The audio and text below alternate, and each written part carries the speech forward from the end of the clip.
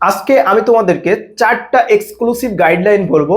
তুমি যদি অ্যাডমিশনের একদম শুরুতে এই চারটা কথা যদি ফলো করতে পারো, শেষ দিন পর্যন্ত এই চারটা কথার উপর থাকতে পারো, তাহলে আমি তোমাকে দলিল করে লিখে দিতে পারি বিশ্ববিদ্যালয়ে তোমার চান্স হবেই হবেই হবে।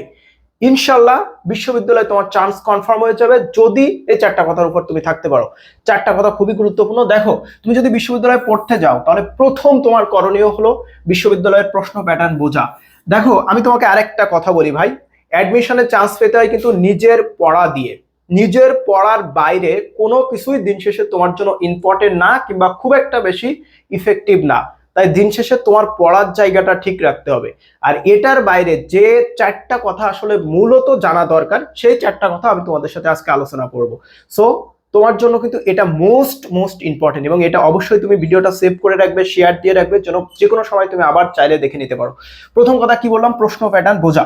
প্রশ্ন প্যাটার্ন যদি তুমি বুঝতে পারো, তাহলে কোন বিশ্ববিদ্যালয়ের জন্য কিভাবে প্রস্তুতি নিতে হবে, কোন টপিকস পড়তে হবে, সবকিছু তুমি বুঝতে পারবা। এটা নিয়ে আমি বিস্তারিত একটা ভিডিওতে আলোচনা করেছি, চাইলে সেই ডেডিকেটেড ভিডিওটা তোমরা দেখে নিতে পারো।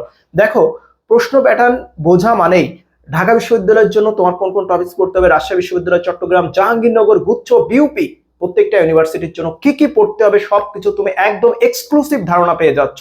এবং তারপরে তোমার করণীয় হলো জাস্ট পড়া পড়া এবং পড়া। এখন তুমি পড়বে কোথা থেকে, সেই জিনিসটা নিয়ে এবার আলোচনা করব। পড়বা হলো তোমার বই থেকে। পারফেক্ট বই সিলেকশন অ্যাডমিশনের জন্য মোস্ট ইম্পর্টেন্ট। দেখো, আমি গত 4 বছর আগে অ্যাডমিশন দিয়েছি। 4 বছর না, এসব 2021 সালে দিয়েছি, এখন 5 বছর হয়ে গেছে। আমার এখন অনার্স শেষ হয়ে গেছে।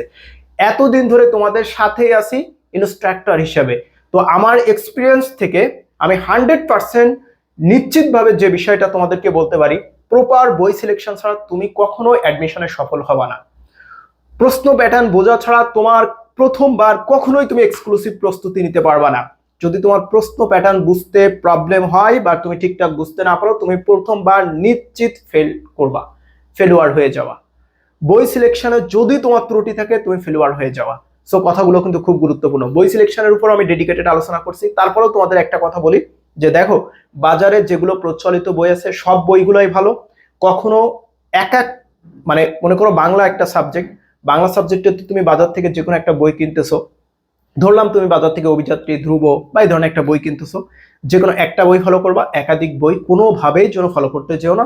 কারণ একটা বিষয় মনে রাখবা, অ্যাডমিশনের টাইম হলো খুবই স্বল্প। এই স্বল্প সময় তোমাকে বিশাল সিলেবাস কভার করতে হবে।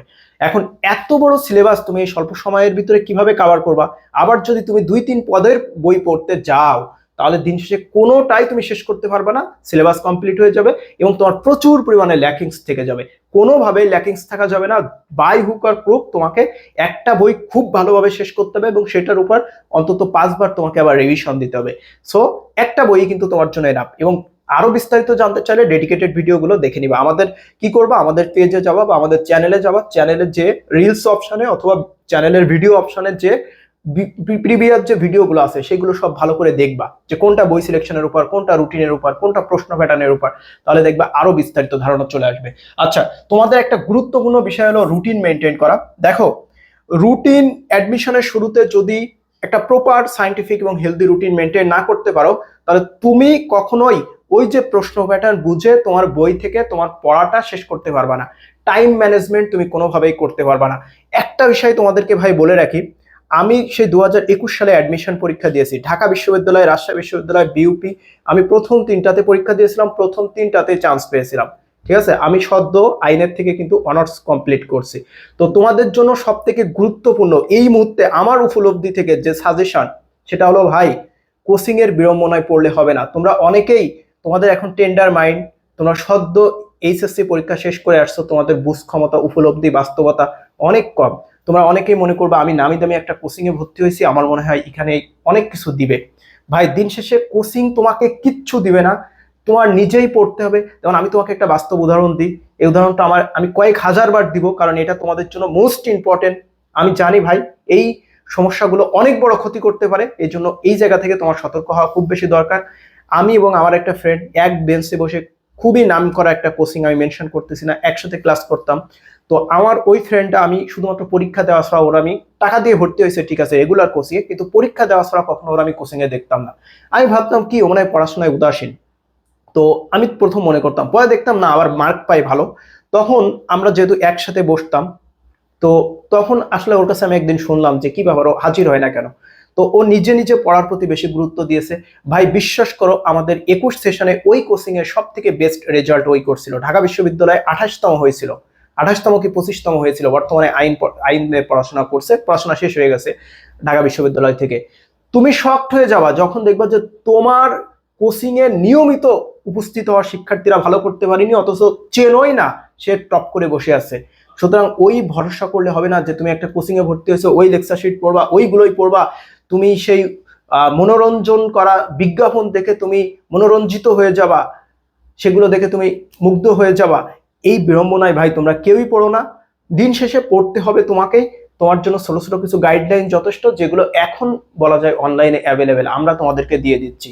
ওকে, আচ্ছা, এরপর দেখো, এই যে কোচিং এর বিড়ম্বনা তোমাদের যেটা বললাম, এটা কিন্তু মোস্ট একটা ইম্পর্টেন্ট বিষয়। এখন তোমাদের জন্য আমি মাঝে একটা কথা বলি যে অনলাইনে তোমরা এখন অনেক কোচিং দেখতে পারবা, আর অফলাইনেও অনেক কোচিং আছে, ব্র্যান্ডের কোচিং আছে, সব ব্র্যান্ড হিসাবে এস্টাবলিশ করে গেছে। আমার এই যে এখন অনার্স একদম শেষ, মানে অনার্স শেষ করে এখন আমার যে উপলব্ধি, অ্যাডমিশনের চান্স পাওয়ার জন্য আসলে কোনো কোচিংই লাগে না, কোনো কোচিংই লাগে না। তাহলে দিন শেষে তোমার করণীয়টা কি? দিন শেষে করণীয় হলো, তোমার যদি একজন মেন্টর থাকে, যে মেন্টরের অধীনে তুমি প্রস্তুতি নিবা, তোমার যে কোনো প্রবলেমগুলো সলভ করে নিতে পারবা, তুমি প্রয়োজনীয় গাইডলাইনগুলো পাবা, দ্যাটস এনাফ ফর ইউ। তোমার যদি একটা মেন্টর থাকে, তুমি যেখান থেকে চাইলেই তোমার কি প্রবলেম তুমি জেনে বুঝে বুঝে নিতে পারবা, এটাই তোমার জন্য এনাফ, আর কিচ্ছু লাগে না। তুমি যে 20,000 25,000 টাকা দিয়ে বিভিন্ন অফলাইন কোচিং এ যে ভর্তি হচ্ছ আর মনে করছো যে ওখান থেকে তোমার চান্স পাওয়াই দিবে, তুমি যারাই চান্স পেয়েছে যে দেখো, সব তাদের নিজেদের কৃতিত্বে চান্স পেয়েছে, কোচিং এর কৃতিত্বে কেউ বিশ্ববিদ্যালয়ে চান্স পায় না।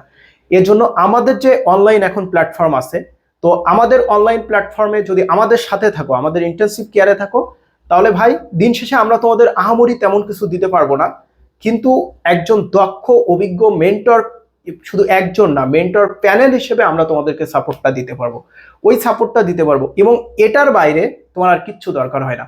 তুমি যদি আমাদের ইন্টার্নশিপ কেয়ারে থাকো, তাহলে তোমার কোনো অনলাইন বলো অফলাইন বলো কোথাও ভর্তি হওয়ার দরকার নাই, কিছুই করার দরকার নাই। সব গাইডলাইন, সাজেশন, প্রয়োজনীয় ক্লাস, মডেল টেস্ট, এক্সাম সবকিছু তুমি এক জায়গায় পেয়ে যাচ্ছ। রিসেন্টলি কিন্তু আমাদের লঞ্চ হয়েছে টাইটান ব্যাচ 2027। তো এই ব্যাচের কোর্স ফি হলো 3,000 টাকা। তো তোমরা চাইলে কিন্তু আমাদের এই টাইটান ব্যাচে থাকতে পারো। আর তোমাদের জন্য একটা সুখবর আছে, 3,000 টাকা না, এখন কিন্তু খুব সীমিত সময়ের জন্য একটা 50% ডিসকাউন্ট আছে, এবং এই 50% ডিসকাউন্টে মাত্র 1,500 টাকায় তোমরা কিন্তু ভর্তি হতে পারছো, খুবই সীমিত সময়ের জন্য।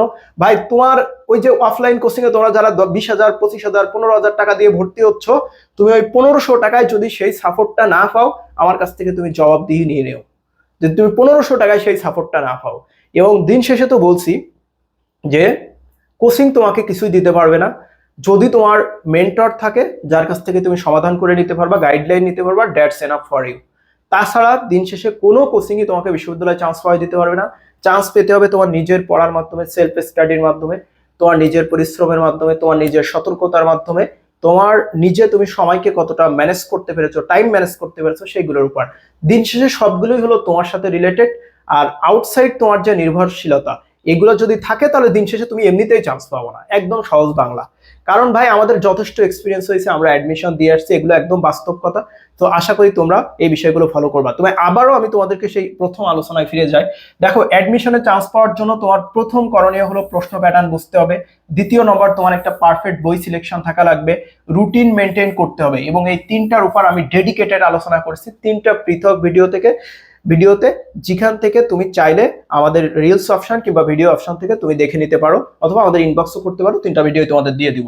আর মোস্ট ইম্পর্টেন্ট হলো কোচিং এর বিড়ম্বনা থেকে সতর্ক হওয়া, যেটা আমার রিয়েল লাইফ থেকে আমি তোমাদের সাথে একটা স্টোরি শেয়ারের মাধ্যমে বুঝিয়ে দিলাম। তো আশা করি তোমরা এগুলো ফলো করবে। আর তোমরা যেখানেই থাকো না কেন, ভাইয়ারা আফুরা, তোমাদের জন্য অনেক অনেক শুভকামনা। যে কোনো প্রবলেম কমেন্ট করে জানিয়ে দিবা, আমরা সার্বক্ষণ তোমাদের সাথে আছি ডেডিকেটেড সাপোর্ট নিয়ে। ইনশাল্লাহ তোমাদের বিশ্ববিদ্যালয়ে চান্স পাওয়ার জন্য যা যা করণীয়, আমাদের জায়গা থেকে সবকিছু একদম উজাড় করে তোমাদের জন্য কিন্তু আমরা দিয়ে দিব। আর সব সময় থাকতে হবে কিন্তু তার জন্য অ্যাডমিশন মেন্টরস এর পেজের এবং ইউটিউব চ্যানেলের আপডেটের সাথে।